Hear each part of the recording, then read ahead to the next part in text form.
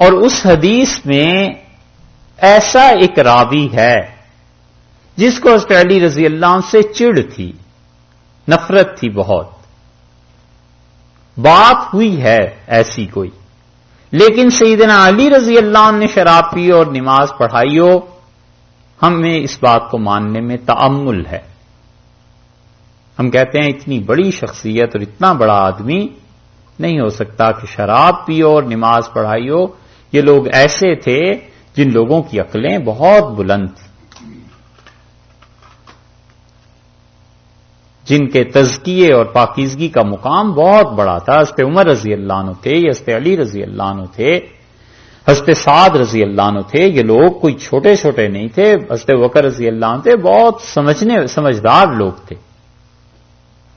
ہمیں صرف اس بات پہ اتنا سا اشکال ہے کہ بات ضرور ہوئی ہے، اور جو دیگر کسی کا نام آتا ہے ان میں سے کوئی ہو سکتا ہے۔ سیدنا علی رضی اللہ عنہ کے متعلق یہ روایت جو ہے اسے ماننے میں اس وجہ سے تعامل ہے کہ اس میں ایک راوی ایسا ہے جس کی زندگی کا مقصد ہی یہی تھا کہ حضرت علی رضی اللہ عنہ کو بدنام کرتا پھر خارجیوں میں سے تھا۔ اہل سنت دونوں طرف سے ہٹے ہوئے ہیں، نہ خارجیوں کے ساتھ اور نہ رافضیوں کے ساتھ۔ وہ کہتے ہیں صحابہ کرام رضی اللہ عنہ میں سے حضرت علی رضی اللہ عنہ تھے، ہمیں ان کا احترام ہر حال میں کرنا ہے، اور الیاذ باللہ نہ ہم انہیں ادھر لے جاتے ہیں کہ انہیں کافر استغفر اللہ کوئی ایسی بات کریں، اور نہ ادھر کہ انہیں خدائی کا درجہ دیں، جیسا احترام عزت ہے۔ تو اس بات کے ماننے میں تأمل ہے، اس لیے آپ سے یہ کہا ہے کہ آپ میں سے کسی کو پڑھنے کا، تحقیق کا، ان چیزوں کا بعد میں موقع ملے تو اور علماء سے بھی پوچھ لیجیے، اوروں کی رائے ہو سکتی ہے، لیکن ہمیں اس بات کے ماننے میں تأمل ہے کہ حضرت علی رضی اللہ عنہ سے یہاں نشے کی حالت میں نماز پڑھائی ہے کسی نے، اور اللہ تعالیٰ نے پھر اوروں کے نام بھی ہمیں معلوم ہے، مگر کیا فائدہ ان کا ذکر کرنے کا۔ تو اللہ تعالیٰ نے فرمایا کہ تم نماز مت پڑھنا، لا تقربوا الصلاۃ، تم نماز کے قریب نہ جاؤ، وانتم سکارا، جبکہ تم نشے کی حالت میں ہو، حتیٰ، یہاں تک کہ تعلموا، تم جان لو، ما تقولون، جو کچھ کہ تم کہتے ہو زبان سے، تمہیں پتہ چل جائے کہ زبان سے تم کیا چیز کہہ رہے ہو، جب تک تم سمجھنے نہ لگو اس وقت تک دیکھو نماز کے قریب نہیں جانا۔ اسی طرح حدیث میں دوسری چیز بھی آئی ہے کہ رسول اللہ صلی اللہ علیہ وسلم نے فرمایا نیند اتنی غالب ہو کہ پتہ ہی نہ چلے، کبھی کبھی ہوتا ہے آدمی کے ساتھ کہ نیند اتنی شدید ہوتی ہے کہ پتہ ہی نہیں چلتا کہ زبان سے کیا کہہ رہا ہے کیا نہیں کہہ رہا، تو حضرت صلی اللہ علیہ وسلم نے فرمایا تم سو جاؤ اور پھر اٹھ کے نماز پڑھو، ایسے نہ ہو کہ تم نماز میں اپنے آپ کو دعا دینے کی بجائے بد دعا دینے لگو۔ تو فقہا نے دونوں چیزوں کو اس پہ رکھا ہے کہ سکارا، نشہ اور نیند اگر اتنی شدید ہے، حتیٰ تعلموا ما تقولون، یہاں تک کہ تمہیں علم ہو جائے کہ جو کچھ تم کہہ رہے ہو، تو ایسی صورت میں نماز نہ پڑھو، یا پھر یہ کہ ایسی صورت میں جب نشہ ہو تو تم مسجد نہ جاؤ، ولا، اور نہ ہی جنبن، جب تم جنبی ہو، ناپاکی کی حالت میں ہو، غسل تم پہ فرض ہے، مرد ہے یا عورت دونوں، اس صورت میں نماز نہ پڑھنا یہاں تک کہ تمہیں پتہ چل جائے جو کچھ تم کہہ رہے ہو۔ یہ جو نماز ناپاکی کی حالت میں پڑھنا ہے نا، الیاذ باللہ کوئی ایسا ہو کہ لوگوں میں شرم ہے، اب ڈر ہے، اب کیا کرے، چلو اب لوگوں کے ساتھ مل کے نماز پڑھ لیتے ہیں، اور پرواہ ہی نہ ہو کہ میں پاک ہوں یا نہیں ہوں، بڑے شدید گناہوں میں۔ امام طحاوی رحمت اللہ علیہ نے نقل کیا ہے کہ ایک آدمی، اس کو قبر کا عذاب جب شروع ہوا تو فرشتے آئے اور اس نے اللہ سے معافی مانگنی شروع کی، اور اللہ تعالی نے اس کے گناہ فرشتوں نے گنے اور اسے بتایا 100 حرکتیں ہیں تمہاری جو قبر کے عذاب کے لیے ہو سکتی ہیں، اور اللہ تعالی سے معافی مانگتا رہا حتیٰ کہ 99 چیزیں خدا نے چھوڑ دیں اور اللہ نے معاف کیا، اور اللہ نے فرمایا یہ ایک چیز تو ایسی ہے جس پہ تمہیں پڑے گی مار، اور فرشتوں نے ایک اسے کوڑا لگایا اور اس کا جسم جل اٹھا پورا، اور قبر آگ سے بھر گئی۔ جب اسے ہوش آیا تو اس نے کہا یہ سزا کس چیز کی ہوئی انہوں نے کہا دو چیزوں کی، ایک تو تم ایسی جگہ سے گزرے جہاں ایک درد والا آدمی تھا، مجبور تھا، مظلوم تھا، تم اس کی مدد کر سکتے تھے اور تم نے اسے حقیر سمجھ کے اس کی مدد نہیں کی، اور ایک جو تم نے نماز پڑھ دی تھی اور تمہیں پتا تھا کہ تم ناپاک ہو، یہ دو جرم تمہارے ایسے تھے، اس کی وجہ سے یہ ایک کوڑا پڑا۔ تو اس لیے پاکی ناپاکی ان چیزوں کو آدمی سوچے، اور کوئی غلطی ہو گئی، یاد نہیں رہا کسی کو، وہ معاملہ الگ ہے، لیکن جان بوجھ کے اتنی دیدہ دلیری کہ خدا کا ذرا خیال نہ رہے، بہت بڑا گناہ۔ اللہ نے فرمایا ولا جنبن، اور جب غسل واجب ہو، عورت ہو یا مرد، وہ اس وقت نماز نہ پڑھیں، حتیٰ یہ دیکھیے اب یہاں پر آیت مشکل ہو جاتی ہے، اسے سمجھنے کی کوشش کیجیے۔ ولا جنبن پہلے تو ہم ترجمہ کرتے ہیں جس طرح مشکل ہو رہا ہے نا، ولا شروع سے اے ایمان والو نماز کے قریب نہ جاؤ وانتم سکارا، جب تم نشے کی حالت میں ہو، حتی تعلموا ما تقولون، یہاں تک کہ تمہیں علم ہو جائے جو کچھ کہ تم کہہ رہے ہو، ولا جنبن، اور نہ ہی جب تم پہ غسل واجب ہو، الا عابری سبیل، ہاں راستے میں گزرتے ہوئے، حتی تغتسلوا، یہاں تک کہ تم غسل کرو۔ تو سمجھ میں نہیں آتی آیت، یہ تغتسلوا جو ہے نا بعد والا، یہ اصل میں پہلے لائیے، اور الا عابری سبیلن کو بعد میں لے جائیے۔ حتی تعلموا ما تقولون، یہاں تک کہ تمہیں علم ہو جائے کہ تم کیا کہہ رہے ہو، ولا، اور نہ ہی اس وقت نماز کے قریب جانا، جنبن، جب تم جنابت کی حالت میں ہو، یعنی غسل فرض ہو گیا، الا عابری سبیلن، مگر راہ چلتے ہوئے، حتی تغتسلوا، یہاں تک کہ تم غسل کر لو۔ کچھ سمجھ نہیں آتا نا؟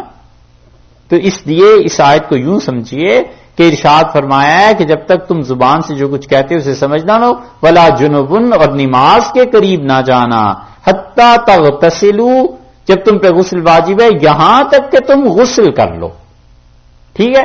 الا عابری سبیل، ہاں تم مسافر ہو تو پھر تمہارے لیے گنجائش ہے۔ گنجائش کس بات کی ہے؟ کیا نماز پڑھ لے؟ یہ ہے نا چیز، اسی لیے وہ جو پیچھے ترجمہ کیا ہے نا، اب آئیے پہلی چیز پہ کہ وہاں نماز حقیقی معنی میں ہے ہی نہیں۔ وہ کہتے ہیں کہ ایمان والو نہ جانا مسجدوں میں اگر تم نشے کی حالت میں ہو، یہاں تک کہ تمہیں پتا چل جائے جو کچھ تم کہہ رہے ہو، ولا جنبن، اور جب تم ناپاکی کی حالت میں ہو تو اس وقت بھی مسجدوں میں نہ جانا، حتی تغتسلوا، یہاں تک کہ تم غسل کر کے پاک ہو جاؤ تو مسجد میں جا سکتے ہو، الا عابری سبیل، ہاں مگر تم مسافر ہو تو چاہے غسل نہیں بھی کیا تو بھی مسجد سے گزر سکتے ہو، مسجد کو کراس کرنا ہے، عبور کرنا ہے تو کر سکتے ہو۔ یہ کیا ہے حنفی فقہا میں سے بہت سنے اس کا ترجمہ، اور امام نصفی رحمت اللہ علیہ نے مدارک میں یہ کہا ہے کہ فرض کیجئے کسی آدمی کو مسجد سے گزرنا ہی پڑ جائے تو وہ کہتے ہیں کہ اس کے لیے گنجائش بہرحال اس آیت میں ہے، اور اپنے اختیار سے تو نہ گزرے، لیکن فرض کریں کہیں ایسا مشکل پیش آ ہی جاتی ہے تو یہ۔ اور جو کہتے ہیں کہ نماز میں حقیقی حالت میں، تو وہ یوں کرتے ہیں کہ وہ کہتے ہیں کہ نہ جانا نماز کے قریب جب تک کہ تم نشے کی حالت میں ہو، یہاں تک کہ تمہیں پتا چل جائے جو تم کہتے ہو، ولا جنبن، اور ناپاکی کی حالت میں بھی نماز نہیں پڑھنی، حتی تغتسلوا، یہاں تک کہ تم غسل کر لو، الا عابری سبیل، مگر راہ چلتے ہوئے اگر مسافر ہو، راستے میں غسل فرض ہو گیا ہے تو پھر انتظار کرو اس وقت تک جب تک تمہیں پانی مل جائے، ایسے نہ ہو کہ اس حالت میں نماز پڑھ لو، ایسے نہ پڑھنا، ٹھیک ہے؟ ایک اور بات، فرض کیجئے کہ کوئی آدمی سفر میں ہے اور واقعی جنابت کی حالت ہے، اب وہ کیا کرے؟ ایک بات غالباً رہ گئی، حضرت عمر بن العاص رضی اللہ عنہ کی ایک بات آپ کو بتائی تھی نماز کے بارے میں، آج نہیں بات کی؟ اچھا، یہ دیکھیے اسی سورت کی 29 نمبر جو آیت ہے نا، اس کو وہ یہ بات یہاں بھی کام آئے گی، وَلَا تَقْتُلُوا أَنفُسَكُمْ، پہلی آیت جہاں سے ہم نے شروع کیا تھا کہ ایمان والوں ایک دوسرے کے مال ہڑپ نہ کرنا مگر یہ کہ تجارت کر رہے ہو اور باہمی رضامندی سے. اس کے بعد وَلَا تَقْتُلُوا أَنفُسَكُمْ اور اپنی جانوں کو قتل نہ کرنا. ان اللہ کان بکم رحیما اللہ تعالیٰ تو تم پہ ہمیشہ ہی مہربان ہے. ٹھیک ہے. حدیث میں آتا ہے اس پہ عمر بن العاص رضی اللہ عنہ ایک سفر میں تھے اور رات جہاں ٹھہرے تھے ان پہ غسل واجب ہو گیا تو انہوں نے فجر کی نماز میں تیمم کیا اور لوگوں کو نماز پڑھا دی. اور کسی نے شکایت کر دی رسول اللہ صلی اللہ علیہ وسلم سے کہ اللہ کے رسول عمر نے ہمیں نماز پڑھائی ہے اور ہمیں یہ معلوم ہے کہ اس نے غسل کرنا تھا اور نہیں کیا.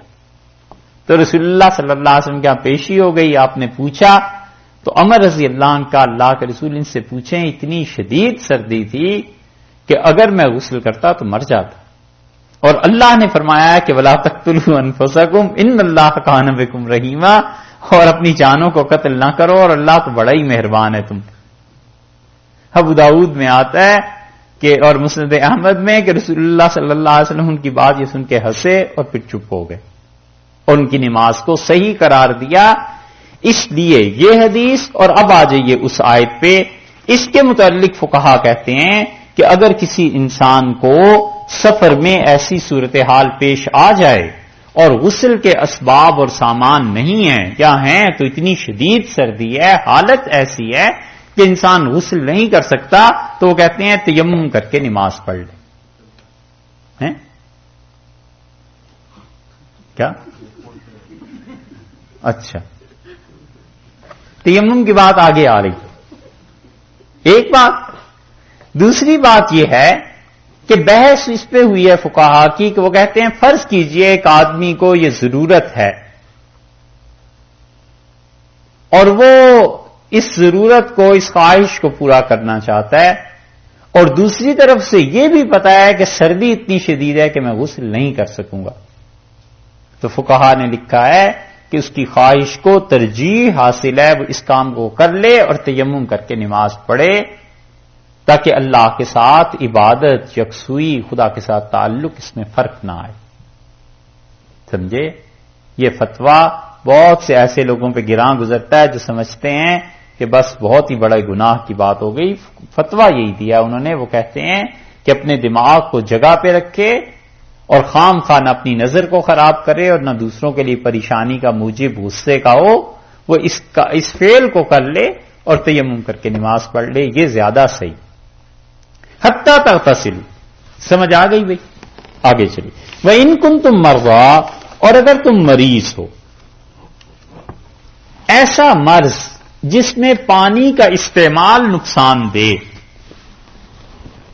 بعض لوگوں کو زکام ہوتا ہے اور بعض لوگوں کو ٹھنڈا پانی نقصان کرتا ہے. اگر ٹھنڈا پانی نقصان کرتا ہے اور گرم پانی سے کام چل جاتا ہے گرم پانی کے اسباب سامان میسر ہیں اس کے لیے بھی کوئی چھوٹ نہیں. وہ گرم پانی کر کے وضو کرے گا. اور فرض کر لیجئے کہ گرم پانی بھی نقصان دیتا ہے غسل نہیں کر سکتا وضو نہیں کر سکتا تو پھر وہ انسان مریض ہے. وہ آدمی بعض ہوتے ہیں نا زکام کی بیماری ہوتی ہے تو ٹھنڈا گرم کسی بھی پانی سے اگر وضو کریں گے غسل کریں گے تو وہ سارا دن چھینکوں کا سلسلہ رہتا ہے رات تک اور طبیعت خراب ہو جاتی ہے. یہ چیزیں وہ لوگ اس میں مراد ہے مریض یعنی جس کو بھی پانی نقصان دیتا ہے. سیدھی سی بات ہے. جیسے کوئی زخمی ہو گیا شدید بخار ہو گیا اور چیزیں. او علی سفرن یا تم سفر میں ہو او جاء احد منکم یا آئے ہیں تمہارے پاس تم میں سے او علی سفرن یا تم سفر میں ہو. سفر ایسا جس میں پانی میسر نہیں. سفر ایسا جس میں پانی بھی میسر ہے گرم پانی میسر نہیں. گرم پانی بھی میسر ہے نہا بھی سکتا ہے لیکن اگر اس نے غسل کیا تو جن لوگوں کے گھر میں رہ رہا ہے وہ لوگ شکوک اور شبہات میں پڑ جائیں گے کہ بات یہ کیا ہے. یہ ساری صورتیں یہ او جاء احد منکم یا تم میں سے کوئی آیا ہے من الغائط نشیب کی زمین میں سے. غائط کہتے ہیں پست زمین کو جو زمین جھکی ہوئی ہو. اعلی درجے کی زمین اور اس کے بعد کھائی ہے، نیچے کی زمین ہے، اس کو کہتے ہیں اصل میں غائب. لفظی ترجمہ تو یہ ہوا، اور معنی اس کا یہ ہے کہ آپ بھی جانتے ہیں دنیا کی ہر زبان میں بیت الخلاء کے لیے، ٹوائلٹ کے لیے، ایسی چیزوں کے لیے وہی الفاظ یوز کرتے ہیں جن میں پردہ رہے، گندگی کا زیادہ پہلو نہ رہے. تو عرب جیسے ہمارے یہاں اردو میں کہتے ہیں کہ جنگل سے فارغ ہو کے آئے، اسی طرح یہاں پر یہ کہا جو نشیب کی زمین سے ہو جائے تو مراد اپنی ضروری حوائج سے فارغ ہو کے آیا ہے. اولا مستم النساء، یا کسی نے اپنی خواتین سے قائم کیے ہیں ازدواجی تعلقات. فلم تجدوا ماء، ان تمام صورتوں میں اگر وہ پانی نہیں پاتا فتیمموا، تو اسے چاہیے کہ وہ تیمم کرے صعیدن، زمین کے اوپر سے، طیبن، پاک جگہ سے. فامسحوا، سو تیمم کرو گے کیسے؟ مسح کرو بے وجوہکم، اپنے چہروں کا، وایدیکم، اور اپنے ہاتھوں کا، یہ تم نے مسح کرنا ہے. ان اللہ کان عفوا غفورا، اور اللہ تعالی معاف کرنے والا ہے اور بے حد درگزر کرنے والا ہے. یہ وہ آیت ہے جو آیت تیمم کہلاتی ہے. اور تیمم کا مطلب ہے کہ وضو نہیں کر سکتا کوئی آدمی، اب کیا کرے؟ تو اللہ تعالیٰ نے فرمایا پہلی بات یہ کہ تم مریض ہو. اس کے تفصیلی مسائل انشاءاللہ کل عرض کریں گے. ایک تو یہ کہ تم مریض ہو، یعنی ایسا مرض جس میں پانی نقصان دیتا ہو، یہ نہیں کہ بلڈ پریشر اور شوگر کے مریض ہو، سمجھے؟ ہاں کہ یہی لے لے کہ مجھے تو بلڈ پریشر ہے، میں تو ہمیشہ ہی مریض رہتا ہوں، اور چلو وضو کی بجائے صبح اٹھ کے تیمم کر لیا کریں. ٹھیک ہے. اولا سفر، یا وہ سفر پہ ہو. سفر سے مراد یہ ہے کہ حقیقتاً سفر میں ہے اور غسل نہیں کر سکتا، وہ وجوہ جو آپ سے بتائی ہیں.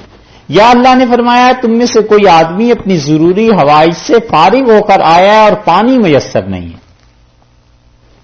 او لمستم النساء، یا بیویوں سے کسی سے تعلقات وہ قائم ہوئے اور پانی نہیں ہے. فلم تجدوا ماء، اور وہ پانی نہ پائے. پانی نہ پانے کی دو صورتیں، ایک تو حقیقتاً پانی نہ ہو، اور ایک یہ ہے کہ حقیقت میں پانی ہے، حکمن نہیں ہے. حکمن یعنی وہ استعمال نہیں کر سکتا. پانی تو ہے لیکن مریض ہے، تو یہ بھی نہ پانا ہی ہوگا نا، اس کے لیے تو برابر ہے پانی ہو یا نہ ہو. اسی طرح ٹھنڈا پانی ہے اور ٹھنڈا پانی وہ مر جائے گا غسل کرے گا، تو اس کے لیے ہونا نہ ہونا برابر ہے. اللہ نے فرمایا اگر یہ ہو جائے تو تیممو، تیمم قصد کرو، ارادہ کرو. یما کا مطلب ہے ارادہ کرنا. اس سے حنفی فقہا نے دلیل لی ہے اور وہ کہتے ہیں کہ تیمم میں نیت شرط ہے، ارادہ کرنا فرض ہے، ضروری ہے، اور وضو میں نیت فرض نہیں ہے، سنت ہے. کیونکہ تیمم کا لفظ یہ بتاتا ہے، اور پھر اس کی تائید حدیث سے بھی ہوتی ہے. وگرنہ فقط لفظی ترجمے جو ہے نا، لغت دیکھ کے تو پھر بات نہیں بنتی. لغت دیکھ کے تو پھر یہ ہونا چاہیے کہ اجا احد منکم الغائط، اور تم میں سے کوئی نشیب کی زمین سے بھی ہو آیا ہے، گھر کے سیکنڈ فلور سے نچلے فلور پہ چلا گیا تو آ کے وضو کر لے. اگر لغت پہ ہی مسئلے جائیں اور ڈکشنری دیکھ کے ہی قرآن پاک کے ترجمے کرنے ہیں تو پھر یہاں کیا ترجمہ بنے گا بھائی؟ Down town. اوجاہ منکم الغائط، تم میں سے جو بھی نیچے والی زمین سے ہو کے آیا ہے. اس لیے دیکھنا چاہیے لغت کی کوئی تصریح قابل قبول نہیں جب تک کہ اس کی بیک پہ وہی مفہوم رسول اللہ صلی اللہ علیہ وسلم نے یا صحابہ رضی اللہ عنہ نے نہ سمجھاؤ، کیونکہ وہ بھی تو لغت کے امام تھے نا. لغت سے آخر انہوں نے کیوں نہیں یہ بات سمجھ لی؟ اس لیے فرمایا کہ فلم تجدوا ماء، پانی نہیں ملتا، فتیمموا، سو کیا کرو؟ قصد کرو، ارادہ کرو، نیت کرو. کس کی؟ صعیدن. صعید کہتے ہیں زمین کی اوپر کی سطح کو، زمین کے اوپر کا رخ، مٹی کو نہیں، سمجھے؟ زمین کے اوپر کا رخ، مٹی نہیں. تو تم تیمم کرو زمین کے اوپر کے رخ کا. اس کا مطلب ہے مٹی نہیں ہے، پتھر ہے، تو اس پہ تیمم کرو.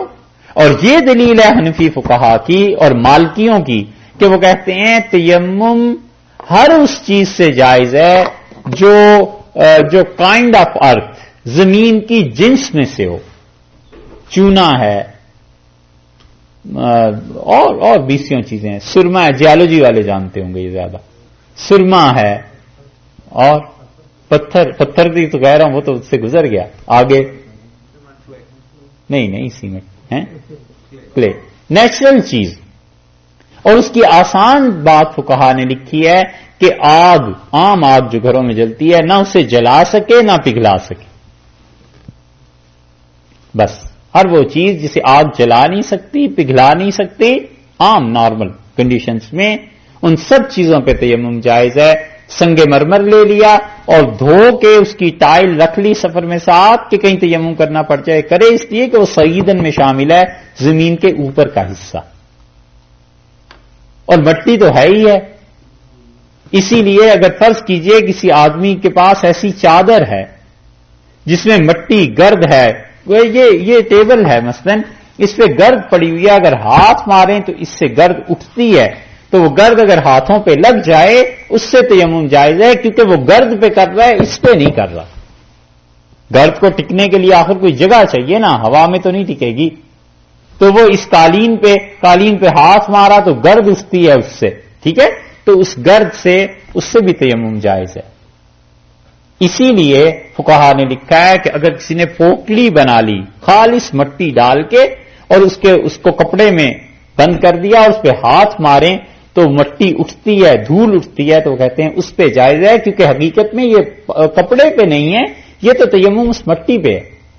تو فتیمم، ایک تو نیت ہو گئی، دوسری چیز ہو گئی مٹی یا زمین کی کوئی چیز، تیسری چیز ہو گئی طیباً، وہ پاک ہو، وہ ناپاک نہ ہو. اس لیے فرض کر لیں وہ زمین ناپاکی کے آثار نظر آ رہے ہیں تو اس ناپاکی سے تیمم نہیں ہوگا.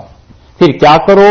فامسحوا بوجوہکم، اپنے چہروں کو اس مٹی سے مسح کرو، ایک وایدیکم، اور اپنے ہاتھوں کو. اور اس کا طریقہ یہ ہے کہ مٹی یا جو چیز دی ہے اسے لے کر رکھ لے، ٹھیک ہے، اور اس پہ دونوں ہاتھ انگلیاں کھول کے، یاد رکھنا ایسے نہ انگلیاں بند ہو، انگلیاں کھول کے دونوں ہاتھ ایسے زور سے مارے، ایسے آگے لے جائے پھر پیچھے لے آئے. یہ سنت ہے، حضور اقدس صلی اللہ علیہ وسلم ایسے کرتے تھے. یہ دونوں ہاتھ ہیں، آگے لے جائے پیچھے لے آئے. گرد لگ گئی نا؟ اب اگر زیادہ گرد لگ گئی ہے مٹی تو دیکھو ایسے جھاڑ دے، الٹی طرف ہاتھوں کو کر کے. اس طرح جھاڑے گا تو پھر تو بات ہی ختم ہو گئی، ہے نا؟ یہ سارے طریقے آپ دیکھ لیجئے تاکہ سنت کے مطابق بات ہو جائے. یوں ہاتھوں کو کیا، اس طرح جھاڑ لے، کیونکہ چہرے پر مٹی کوئی اچھی چیز نہیں. گرد جو زیادہ ہے ہاتھوں میں وہ اڑ جائے گی خود یا گر جائے گی. اور اس کے بعد اوپر سے شروع کرے چہرے کے اور نیچے تک لے آئے، سارے چہرے کو، آنکھیں، یہ اس کے کبے جو ہیں، اور ناک، اور نیچے کا یہ ناک کا حصہ اور مونچھیں، یہ سب کی سب یہ کرنی، پورا چہرہ. اور دوسری مرتبہ ہاتھ 2 ضربیں لگائے گا، دوسری مرتبہ پھر ہاتھ ایسے مارے کھلے ہوئے، آگے لے جائے اور پیچھے لے آئے. اور یہ ہاتھ ہے نا الٹا، یہ سیدھا ہے نا، اس کو ایسے کرے، ایسے انگلیوں میں انگلیاں ڈال لے اس کی، اور اس کو لے آئے ادھر تک پھیرتا ہوا، جدا نہ کرے، الگ نہ کرے، ٹھیک ہے. یہ پچھلے طرف کا بازو ہو گیا، اب اس کی سیدھی طرف کو یہاں لے آئے، یہ اتنا ہو گیا، ٹھیک ہے.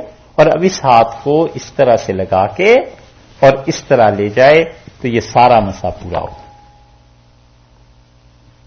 ٹھیک ہے، سمجھ میں آئی؟ 2 ضربیں لگانی ہیں، اور 2 ضربوں میں ہاتھوں کی انگلیاں کھول کے پہلے انہیں تھوڑا سا آگے گھسیٹے، پھر پیچھے لے آئے، اور چہرہ، اور پھر چہرے کے بعد دونوں ہاتھ ایسے. یہ تیمم ہو گیا اور بس.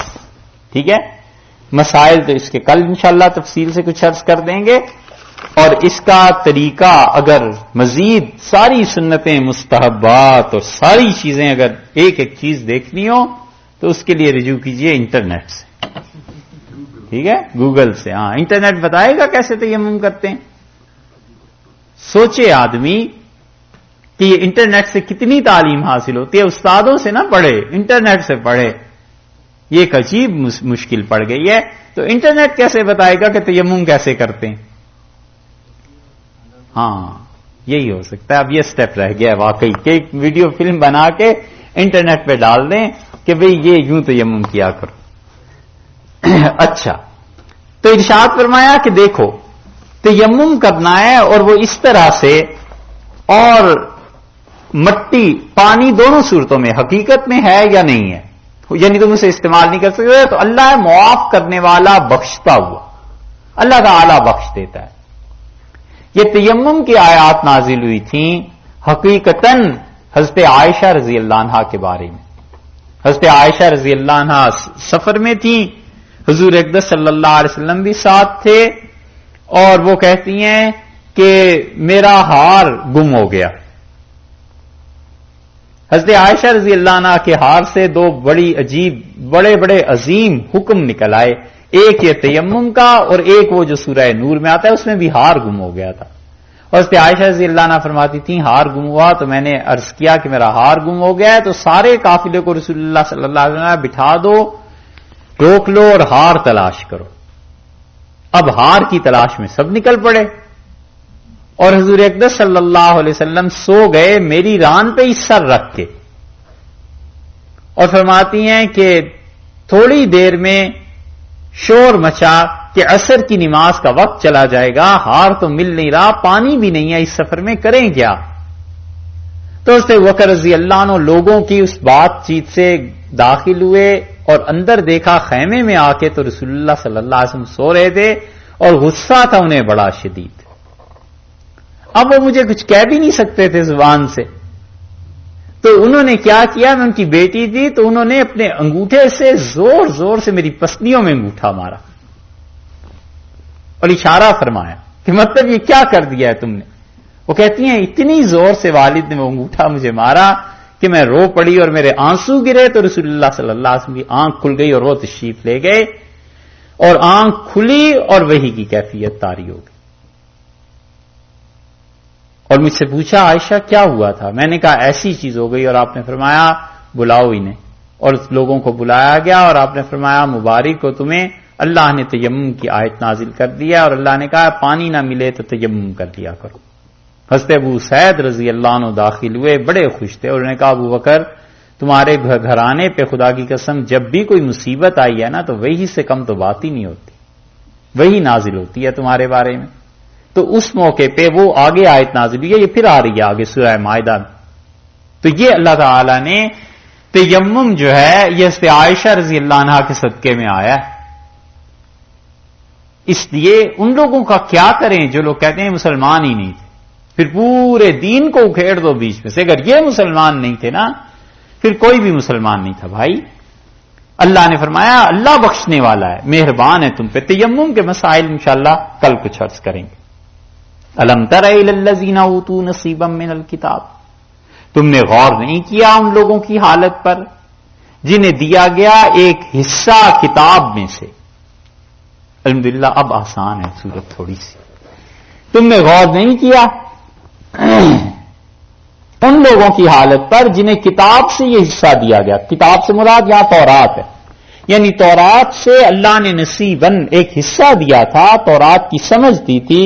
یشترون الضلالہ، اور انہوں نے کیا کیا ہے، انہوں نے ترجیح دی ہے، خریدتے ہیں الضلالہ گمراہی کو. یہ یہودیوں کے متعلق کئی بار گزر چکا ہے. یہ آیت یا تو یہودیوں کے متعلق ہے یا عیسائیوں کے متعلق ہے. مفسرین کہتے ہیں دونوں ہی کے متعلق ہے، اور بعض کہتے ہیں یہ عیسائیوں کے متعلق ہے، یہودیوں کے متعلق نہیں.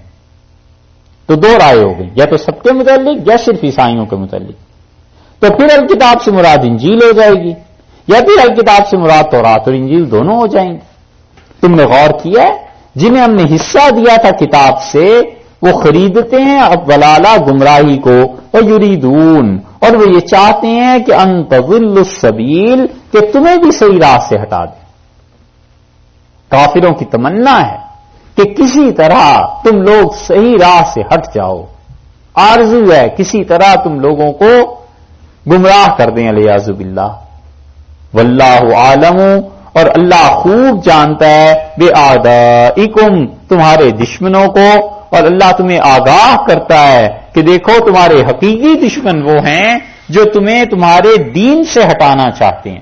اور اسی سے یہ بات نکل آئی کہ کوئی بھی آدمی خواہ وہ مسلمان ہی کیوں نہ ہو کسی کو دین سے ہٹاتا ہے تو وہ اس کا دشمن ہی ہے، وہ کوئی دوست نہیں ہے. کیونکہ اللہ نے فرمایا تم نے دیکھا غور کیا ہے جنہیں کتاب میں سے حصہ دیا گیا ہے، اور انہوں نے ایک جرم یہ کیا کہ خرید لی گمراہی، دوسرا جرم یہ کیا کہ تمہیں ہٹانا چاہتے ہیں راہ سے. واللہ عالم بِأَعْدَائِكُمْ اللہ خوب جانتا ہے تمہارے دشمنوں کو، دشمن وہ ہے جو دین سے ہٹائے. وَكَفَى بِاللَّهِ وَلِيًّا اور اللہ بس ہے تمہاری حمایت کو. پرواہ نہ کرو، خدا کے دین پہ جمے رہنا، اللہ کافی ہے تمہاری حمایت کو.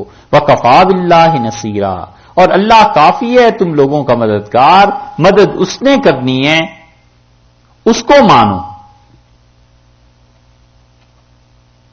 اور ایک ترجمہ یہ کیا گیا ہے کہ لم تر الی الذین اوتوا نصیبا من الکتاب تم نے ان لوگوں کی حالت پر غور کیا جنہیں کتاب میں سے ایک حصہ ملا ہے، یعنی پڑھنے کی توفیق ملی ہے، عمل کی نہیں. پڑھتے ہیں عمل نہیں کرتے، عمل کرنا انہیں نہیں ملا. اپنی حالت پر بھی ہم غور کر لیں کہ ہم تو پڑھتے بھی نہیں ہیں، مطلب سمجھ کے نہیں نا پڑھتے، تو پھر ہم کس درجے میں ہوئے. یہ اچھا مشغلہ ملا ہے کہ یہودیوں عیسائیوں کو کوستے رہو، اپنی حالت پہ غور نہ کرے. اللہ نے کیوں ان کی مذمت کی؟ اللہ نے فرمایا انہیں حصہ ایک ملا ہے کتاب سے. دوسری تفسیر یہ کی کہ بس پڑھ لیتے ہیں، عمل نہیں کرتے. اور تم دیکھو وَكَفَى بِاللَّهِ نَصِيرًا اللہ بہت ہے، بس ہے تمہارا مددگار. تم اب اللہ کے دین کو نہ چھوڑنا، اللہ تمہیں نہیں چھوڑے گا. مِنَ الَّذِينَ هَادُوا اور وہ لوگ جو یہودی ہوئے. اب جن لوگوں نے اس آیت کو مانا ہے نا، عیسائیوں کے متعلق وہ کہتے ہیں یہودیوں کا تذکرہ اب آیا ہے، اور جو کہتے ہیں سارے کافر ہیں، لم تر الی الذین اوتوا نصیبا من الکتاب، نصیبا من الکتاب میں سارے ہی کافر شامل ہیں. وہ کہتے ہیں کہ سارے کافروں میں سے ایک گروہ خدا نے یہاں پہ چنا ہے، من الذین ہادو اور وہ لوگ جو یہودی ہوئے. یہ نہیں فرمایا جو یہودی ہیں، فرمایا جو یہودی ہوئے. اس کا مطلب یہ ہے کہ وہ نسلاً بنی اسرائیل میں سے نہیں ہے، ان کی نسل بنی اسرائیل کی نہیں ہے، بلکہ نسل ان کی عربوں کی ہے. اور یہودیوں کے ساتھ ایک مدت تک رہ رہ کے خود یہودی بن گئے. یا پھر یہ جو عورتیں نظر مانتی تھیں کہ اگر ہمارے ہاں اولاد ہو جائے تو ہم اس بچے کو یہودی بنا دیں گے، تو وہ خالص عرب بنی اسماعیل میں سے، لیکن وہ یہودی ہو جاتے تھے، ایسے جا کے بچوں کو نظر میں دے آتے تھے.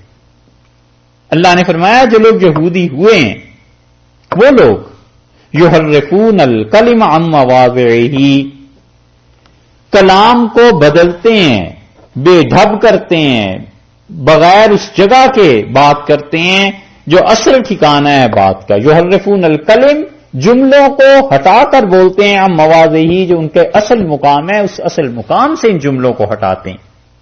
کیسے ہٹاتے ہیں؟ وَيَقُولُونَ وہ کہتے ہیں سمینا ہم نے سنا. اس آیت کو ذرا دیکھیے، اس کا ترجمہ تھوڑا سا مشکل ہے.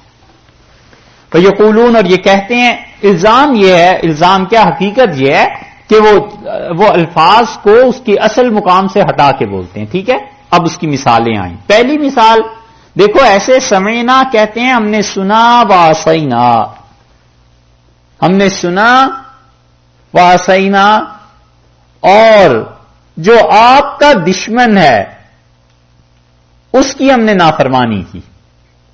سمینا ہم نے آپ کی بات سنی، آپ کی اطاعت کی، آپ کی بات مانتے ہیں، اور جو آپ کا دشمن ہے وعصینا اور ہم نے اس کی نافرمانی کی.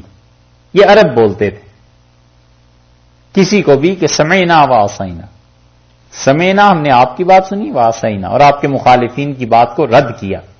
اور نیتیں اندر سے ان کی کیا تھی؟ انہوں نے عربوں کے ان عام جملوں کو جو بڑے اچھے جملے تھے، رسول اللہ صلی اللہ علیہ وسلم کی عزت ادب کے لیے بولے جاتے تھے، انہوں نے ان جملوں کے غلط معانی نکالے. صحابہ رضی اللہ عنہ کے کوئی بھی بولتا تھا تو یہ عرض کرتا تھا کہ اللہ کے رسول سمعنا وعصینا، ہم نے آپ کی بات سنی اور آپ کے دشمنوں کی نافرمانی کی۔ یہ یہودی جو بولتے ہیں تو نیت یہ ہے کہ سمعنا وعصینا، ہم نے آپ کی بات سنی اور نہیں مانتے۔ وسما غیر مسمعین، دوسری مثال دیکھو، یہ کیسے بے ڈھک کرتے ہیں باتوں کو۔ صحابہ رضی اللہ عنہ کہتے ہیں وسما غیر مسمعین، اور سنیے اللہ کے رسول آپ ہماری عرض، ہماری درخواست سنیے، غیر مسمعین، اور اللہ آپ کو کوئی بری بات نہ سنائے۔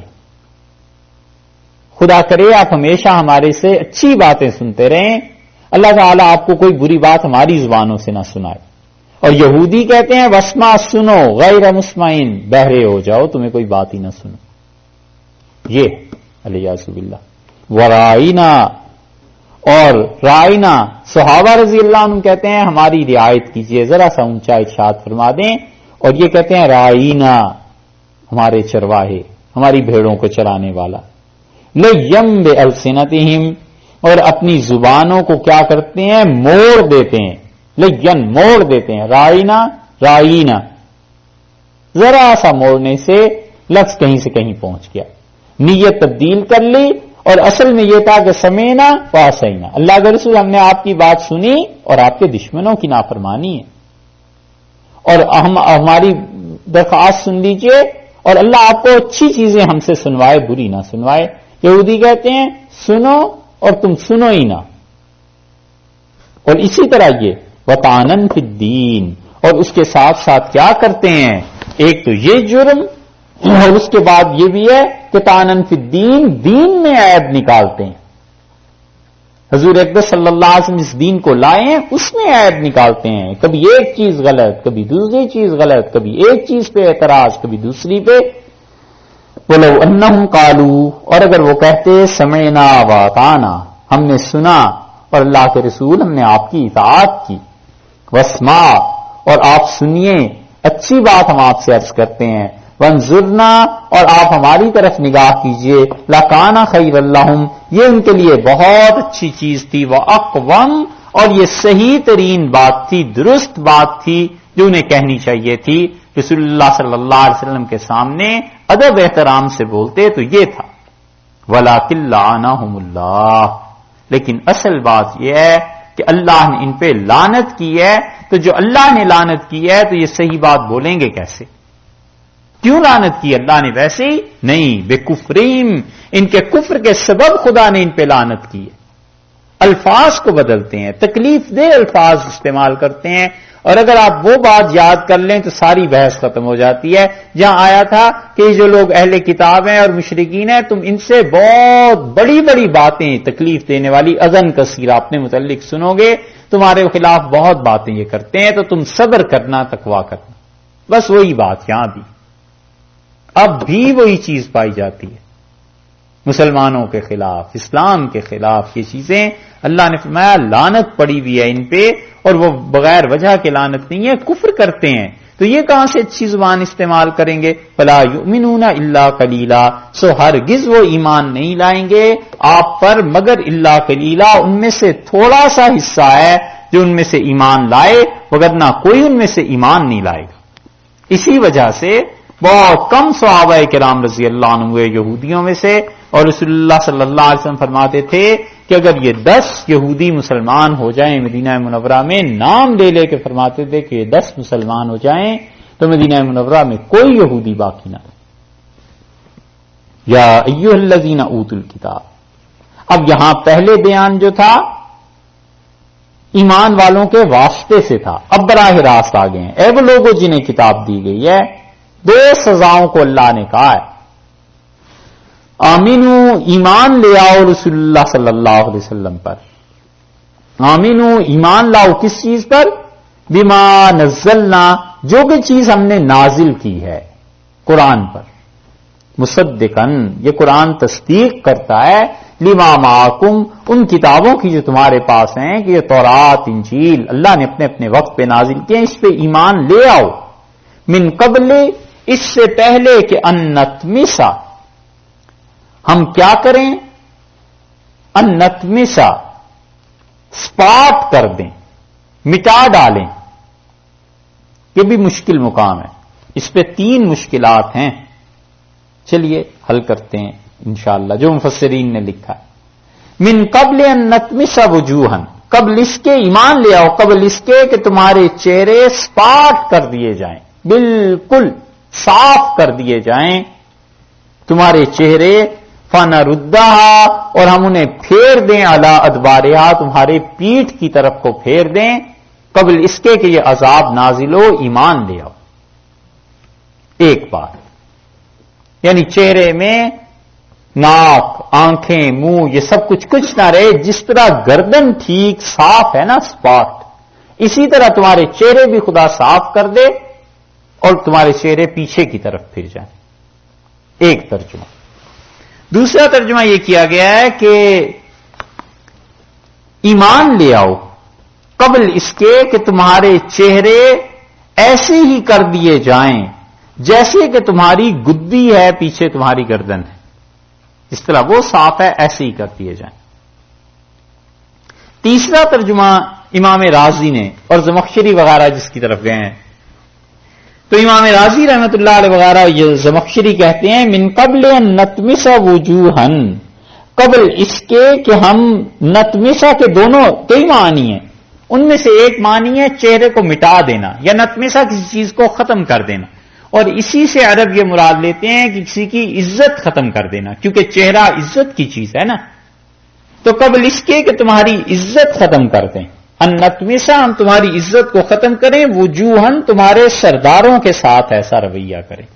وجوہ وجہ کی جمع، وجہ چہرے کو بھی کہتے ہیں اور وجوہ سرداروں کو بھی، تمہارے آیان، تمہارے بڑے بڑے سردار، قبل اس کے کہ ہم انہیں رسوا کر دیں، قبل اس کے کہ وہ تمہارے بڑے بڑے سردار جو کفر کی دعوت دیتے ہیں ذلیل ہو جائیں.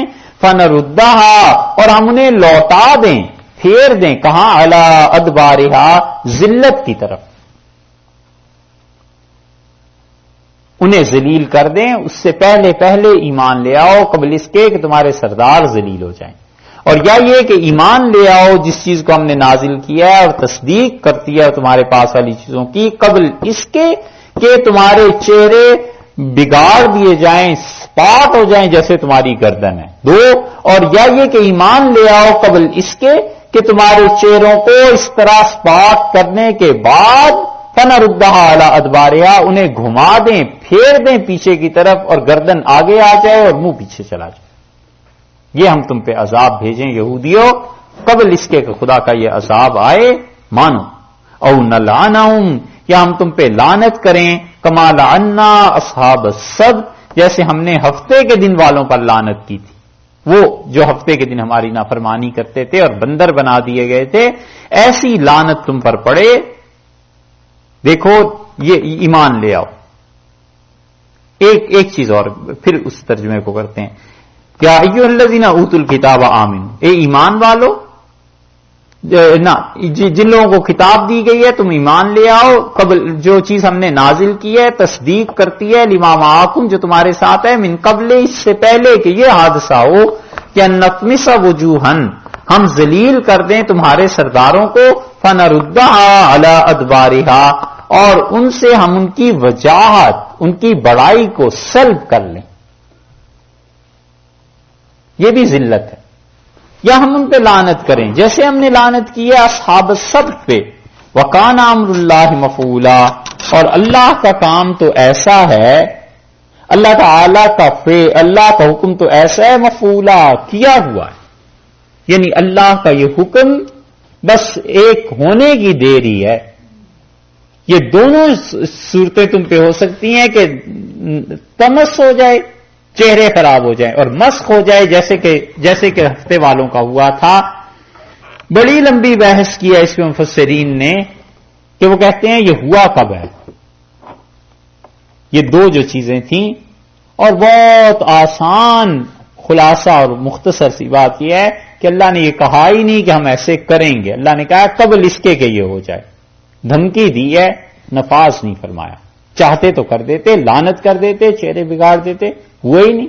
من قبل کے مفہوم سے اصل میں نا جو من قبل کے الفاظ ہیں اس سے مفسرین کہتے ہیں کہ اللہ تعالیٰ نے فرمایا ہم یہ دو باتیں کریں پہلے، ایمان لے آؤ پہلے، وگرنہ یہ دو باتیں ہو گئیں جو ہے نا، وہ کہتے ہیں یہ کب ہوئی ہیں، تو ہم کہتے ہیں ہوئی ہی نہیں، اللہ تعالیٰ نے یہ نہیں فرمایا، اللہ نے فرمایا قبل اس کے، جیسے ہر زبان میں ہوتا ہے، جیسے کہتے ہیں نا کہ احتیاط کرو قبل اس کے کہ تمہیں بخار ہو جائے، اور گھر کو تالا لگاؤ قبل اس کے کہ ڈاکے کی اطلاع ملے، ایسے ہی جملے بولتے ہیں۔ اللہ تعالیٰ نے فرمایا قبل اس کے کہ تمہارے چہرے برباد ہو جائیں ایمان لے آؤ۔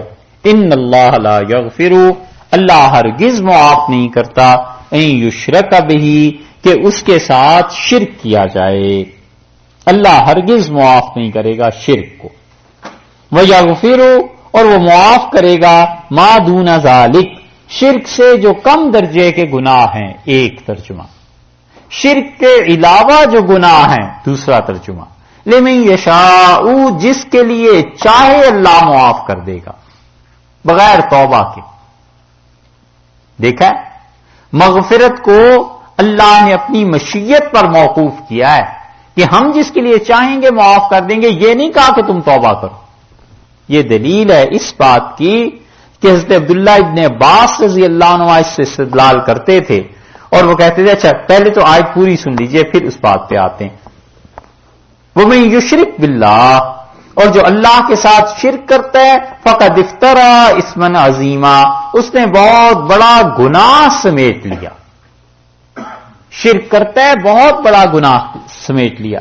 حضرت عبداللہ ابن عباس رضی اللہ عنہ نے تفسیر کی ہے، اور انہوں نے کہا اس کا مطلب یہ ہے کہ تم ایمان لے آؤ، اور ایمان جب لے آؤ گے اللہ پر، اسے ایک مان لو گے، تو کوئی گناہ بھی ایسا نہیں ہے جو تمہیں ہمیشہ ہمیشہ جہنم میں چھوڑے، اللہ چاہے گا تو معاف کر دے گا بغیر توبہ کے بھی، کیونکہ اگر توبہ کی شرط لگائیں تو پہلے تو یہاں الفاظ ہونے چاہیے نا، وہ بھی نہیں ہے، اور اگر توبہ کی شرط لگائیں تو اللہ تعالیٰ کی مشیت کا کیا، یہ تو اس نے کل اپنے فضل سے فرما دیا تھا کہ میں تمہاری توبہ کو قبول ہی کر لوں گا، ہمارے ذمے ضروری ہے، تو اس لیے بغیر توبہ کے بھی گناہ معاف ہو جاتے ہیں۔ آج بھی دو آیات آپ سے عرض کی تھی کہ جہاں نیکی کرو تاکہ تمہارے گناہ معاف ہو جائیں، تو مطلب یہ ہوا، ابن عباس رضی اللہ عنہ کہتے ہیں کہ اس کا مطلب یہ ہے کہ تم ایمان لے آؤ تو کوئی گناہ ایسا نہیں ہے جو تمہیں ہمیشہ جہنم میں رکھے گا، مضر نہیں۔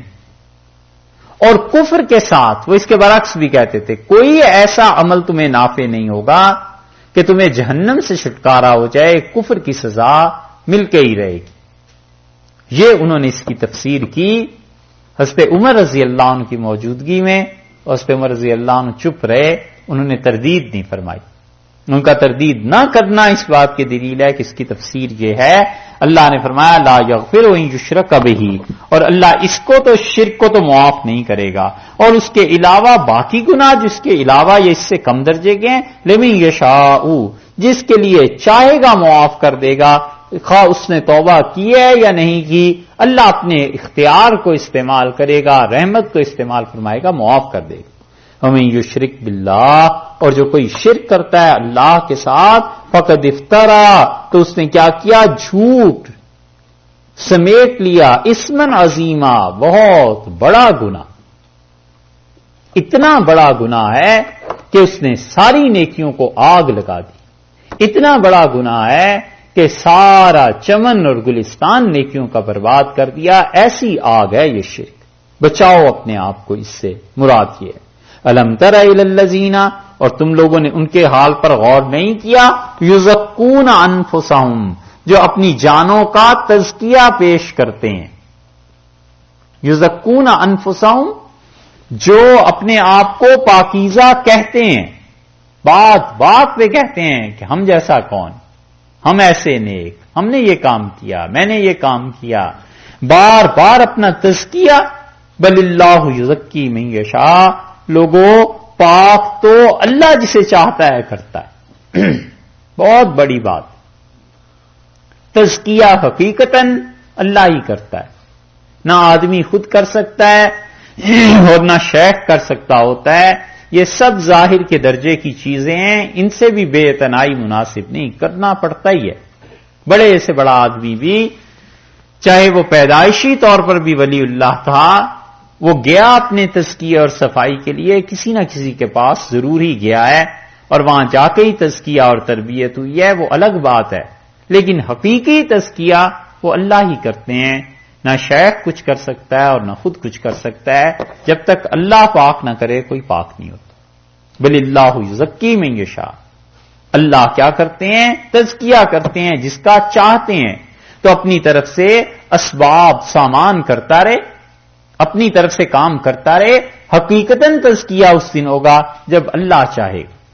اسی لیے صوفیہ کہتے ہیں کہ جب کوئی آدمی مراقبہ ذات تک پہنچتا ہے،